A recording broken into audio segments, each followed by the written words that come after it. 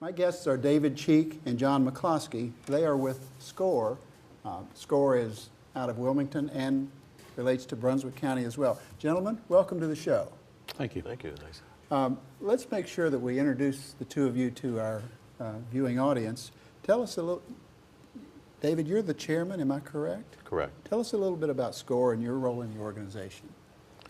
Well, I'm the current chapter chair of SCORE. SCORE is it's a mentoring organization. It's really provides free and confidential consultations and to help young entrepreneurs and people in business who perhaps need a little boost, a little bit of technical information to help them move to the next level.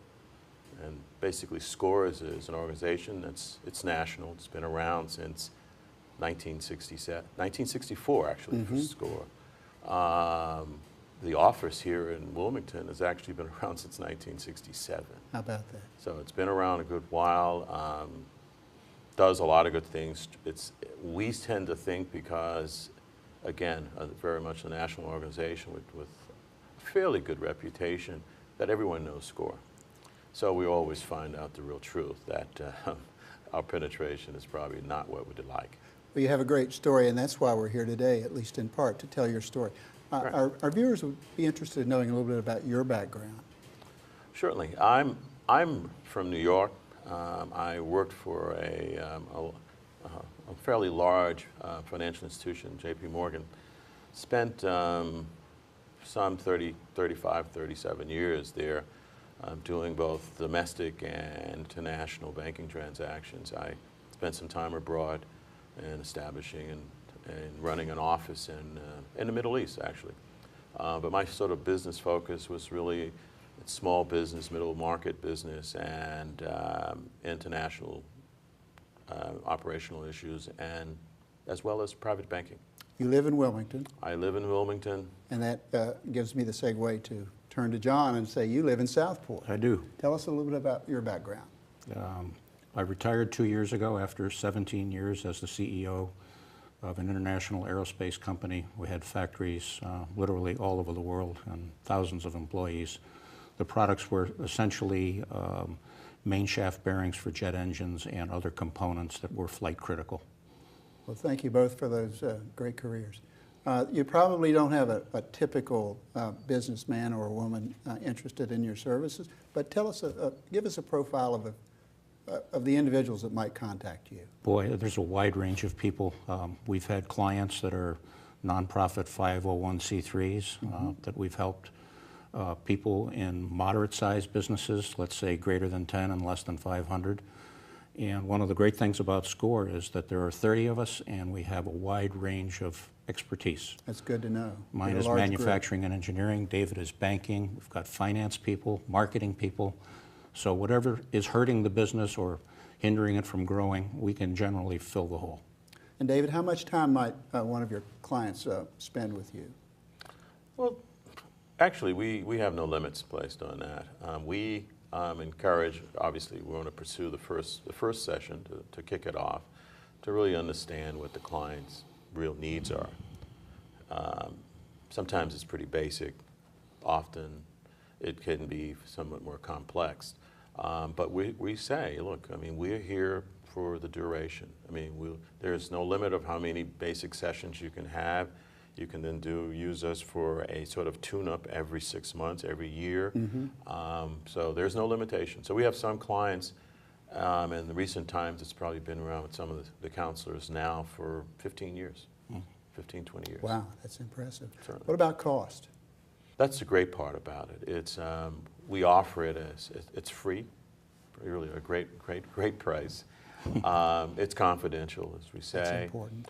And however, it has very little relationships to the value that's provided. So we, as John said, I mean, we have a myriad of expertise and a number of industry areas, a number of subject matters that can really address pretty much anyone's concerns. I mean, I think one of the things that we tend to see a lot of were seeing a lot of was people wanting to start a restaurant. And as many of us know, restaurants are pretty high risk. Typically, you might lose half of them or better, and before the first year is out. And so some of the reasons we hear that someone wants to start a restaurant, we often have to step back and say, because you have a great recipe does not really relate and tie into being a restaurant owner. Sure. So if we can let's just recircle this thing and determine how we might best set it up. So we can help some folks not go the wrong path, and some who just really need to figure out how they can better structure this and recognize the real cost in starting it. And ultimately, businessmen and women, they need information. Am I right? They do. They need information, and also they really need a sounding board. Good point. Because they have great stuff. Many of them have been in business, and maybe this business is a startup for them, but it's not new in terms of the process for them, because maybe they've been lucky. It's kind of like if you go back into the securities markets at some point in time, everyone was great in selecting great securities and stocks. Right. You just throw a dot up and they were going to probably make money. Well, when it gets difficult, time gets tighter, you really need to have a little more expertise than just that. And we see that in some of the entrepreneurs who really want to start a new venture. And John, you get both entrepreneurs and businessmen of all ages and all types. And running, operating businesses that perhaps are having cash flow problems, perhaps they need to grow and they're stuck. And very often we will point them towards the fields of knowledge that they need to acquire, and in so doing, it will answer the question for them. They'll answer it themselves Sure. as to whether or not they should do the business, grow the business, and sometimes status quo is the right answer. You're based in Wilmington, but we want our viewers to know that you and 30 others are available to assist our businessmen and women in the county. Yep. As David said, about a third of our counselors are from Brunswick County. BCC, Small Business Development Center, has graciously given us a very large office space. Good. We have an excellent cooperation with them, and the office space that we get is free of charge. We meet with clients there regularly on Wednesday, or we're pretty flexible about having off-site, odd-time meetings. Good. So, Saturday morning at the Port City Java is not a problem for us. Excellent.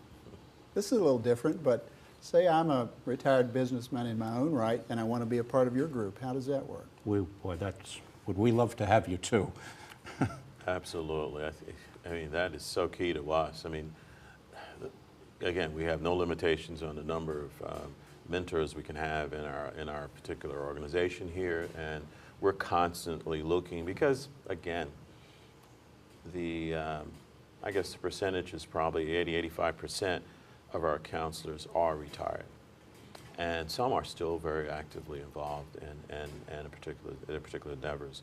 So there's need from time to time to one, help replace someone who's just, for whatever reason, realizes that they have to limit their activities, and so in some cases they become more of an advisory member of our organization. Mm-hmm. And so we need folks to kind of fill that void and also provide more so that we can be in more places at one time and can provide more formats that can be useful to our client base. And if I were a member of your organization, would I attend meetings, or would I basically work with counseling those in need? Well, we look at members to participate, one in mentoring, certainly becoming a part of we have monthly meetings. We do outside seminars and workshops. We like them to be involved in that.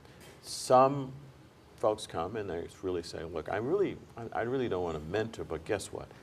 I can really run and orchestrate a workshop, a seminar, or I have a particular program, because I have a particular skill in an area that I think it's really useful for Sure. this market.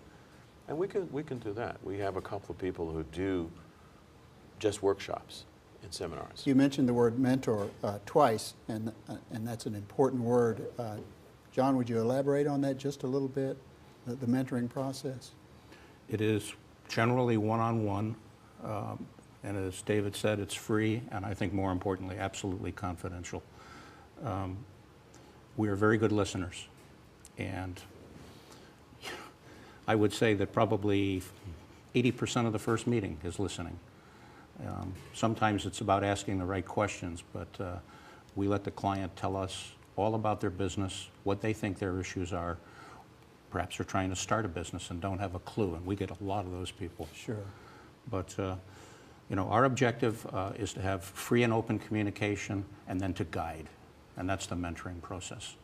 Well, you and your organization offer a great resource to Brunswick County and New Hanover, of course. We appreciate your being with us today, and we hope our viewers will avail themselves of your services as they may need them. It's an important service, and we thank you for being with us. Thank you. It's a pleasure being here. Chief Thanks. John McCloskey, thank you.